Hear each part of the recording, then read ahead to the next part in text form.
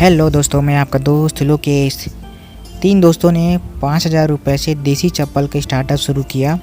सालाना 2.5 करोड़ का बिजनेस कर रहे हैं। कई बार आप कुछ चीज़ों की कदर तब तक नहीं करते जब तक उसकी तारीफ दूसरे ना कर दे। कुछ ऐसे ही हुआ 2 दोस्त लक्ष्य अरोरा और हितेश केंजले के साथ। लक्ष्य और हितेश इजिप्ट आइशेक नाम के एक इंटरनेशनल एनजीओ में इंटर्नशिप करने पहुंचे थे। इसी प्रोग्राम में दुनिया के अलग अलग हिस्से से यंगस्टर आए थे। एक प्रोग्राम में सबकी नज़र हितेश की कोल्हापुरी चप्पल पर गई।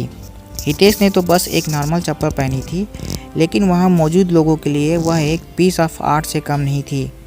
लोगों का इंटरेस्ट देख दोनों दोस्तों ने कोल्हापुरी चप्पल बनाने वाले कारीगर से मिलने का विचार किया। जब वे देश वापस लौट कर आए तो कारीगरों से मिलने की बात उन्हें याद थी।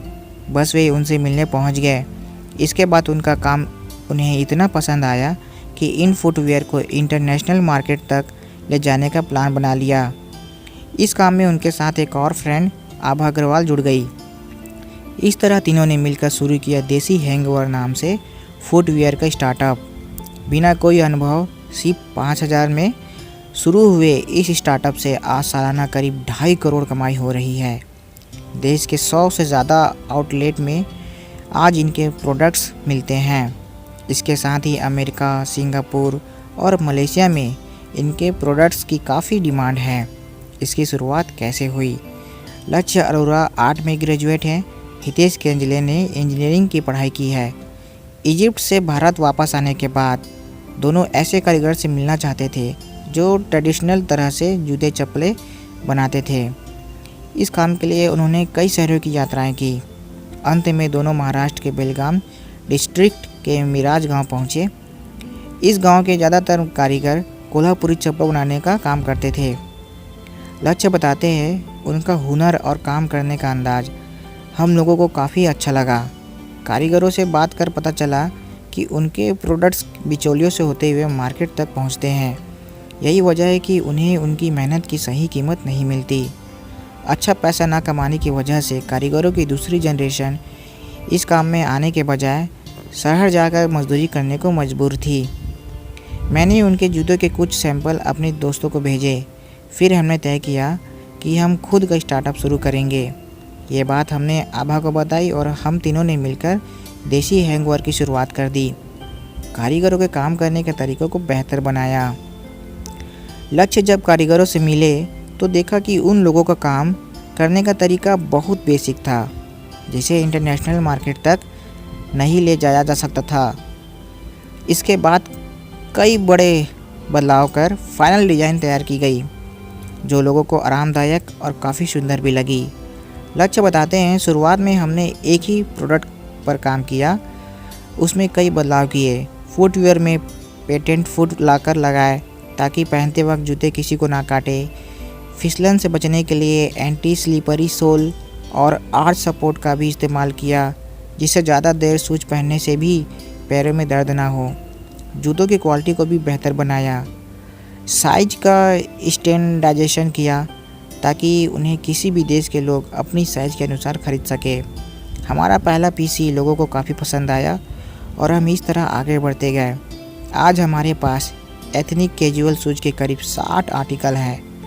लक्ष्य फुटवेयर को देसी डिजाइन और मॉडर्न लुक में तैयार करने पर ज़्यादा जोर दे रहे हैं।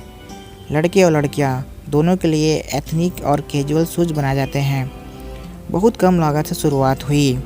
लक्ष्य बताते हैं, हम तीनों में से कोई भी इस बिज़नेस के बारे में नहीं जानता था। हमें बस कारीगर का काम पसंद आया और हम उनसे जुड़ गए। जब हमने काम शुरू किया था तब हमारे पास 5,000 रुपये और 2 कारीगर थे। उस समय कारीगरों का विश्वास जितना ही मुश्किल था। उन्हें लगता था हम बच्चे हैं, क्या करेंगे। तो कारीगरों की कमाई होने लगी तो उसे देखकर दूसरे भी जुड़ने लगे। इस तरह धीरे धीरे कई कारीगर हमसे जुड़ते चले गए। हमने भी बढ़ती हुई कमाई से अपना बिजनेस बढ़ाना शुरू कर दिया। आज हमारे पास करीब 90 कारीगर हैं। कई ऐसे कारीगर भी हैं जो जूते बनाने का काम छोड़ शहर में मजदूरी किया करते थे। हमारी कंपनी में काम करने वाले कारीगरों को हर महीने करीब 12,000 रुपये मिलता है। यहाँ 50% महिलाएं भी काम करती है। पहले के मुकाबले अब इनकी कमाई 4 गुना ज़्यादा बढ़ी है। हम आगे और भी कारीगर को जोड़ने का प्लान कर रहे हैं। देसी हैंगओवर नाम क्यों? लक्ष्य बताते हैं। देश कई साल पहले आज़ाद हो गया, लेकिन हमारी सोच गुलामी रह गई। हम विदेश से आई चीज़ों को बहुत वैल्यू देते हैं, मानो हमें विदेशी चीज़ों का हैंगओवर है, जबकि देसी चीज़ों का कोई ख़ास अहमियत नहीं रहती।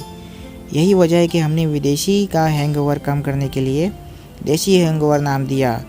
सिर्फ सूझ में नहीं, बल्कि हर चीज़ में हमें अपने देश में बनी चीज़ों की कदर करनी चाहिए। उसे बनाने वाले को हमें इज्जत देनी चाहिए। यही हम तीनों पार्टनर की सोच है। इन कारीगरों की वजह से ही हमारा बिजनेस इतना बड़ा है। इन्हें मान सम्मान दिलाना हमारा फ़र्ज है। आज हम देश के करीब 100 आउटलेट के साथ जुड़े हैं, जहां हमारे ब्रांड के शूज़ बिकते हैं। इनमें फैब इंडिया, जेड ब्लू, निमंत्रम, एथनिक वेयर, अजय अरविंद भाई खत्री और ऑप्शन शामिल हैं। इसके अलावा सिंगापुर, अमेरिका और मलेशिया की कई बड़ी कंपनी के साथ भी हमारा कोलैबोरेशन है। इस बिज़नेस से हर साल करीब 2.5 करोड़ की कमाई होती है। नेचर को ध्यान में रखकर जूते बनाए जाते हैं। आभा कहती है, इस बिजनेस के पीछे हमारा यही मकसद था, हम कमाई के साथ समाज और पर्यावरण दोनों में अपनी भूमिका निभा सके। हम जानवरों को मारकर उसके चमड़े से जूते नहीं बनाते। हम सिर्फ नेचुरल रीजन से मर जाने वाले जानवरों की खाल का इस्तेमाल करते हैं, जिस पर वेजिटेबल टैनिंग किया जाता है। इसमें हल्दी और हरड़ का इस्तेमाल किया जाता है। इस पूरे प्रोसेस में पानी का इस्तेमाल नहीं होता। हम रॉ मटेरियल चेन्नई और महाराष्ट्र की अलग अलग जगहों से मंगाते हैं। जूते बनाने का काम हमारी यूनिट में ही होता है, जो मिराज गांव में है। गांव में बदलाव हुआ है। इस पर आभा का कहना है कि कारीगरों को हर महीने सैलरी उनके अकाउंट में मिल जाती है। इससे उनकी कमाई और आत्मविश्वास दोनों बढ़ा है। अब उनके जीने का तरीका भी काफ़ी बदल गया है। हम तीनों दोस्त उनसे परिवार जैसे जुड़ गए हैं।